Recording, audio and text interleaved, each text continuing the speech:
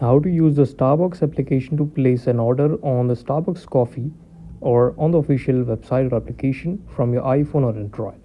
For this, simply open or download. If you don't have the application, simply download it from App Store or the Play Store, and after downloading it, simply click on this, click on allow here, and then if you have an account, you can simply log into your account, and if you don't have it, you can simply skip this option from right here.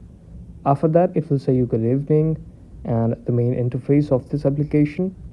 Now you have to choose that which product you actually want to purchase or order from the Starbucks application.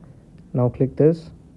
Here you can see there is an option on the bottom called order. Click on that, and now you can simply add items from this, add to cart, and then finally you can customize your order. You can choose another options from it. You can choose manual orders, and then finally in the cart you have to put any extra request you have, and then simply pay on the here. And then after creating an account, you can log into your account and then simply make the payment to get your order.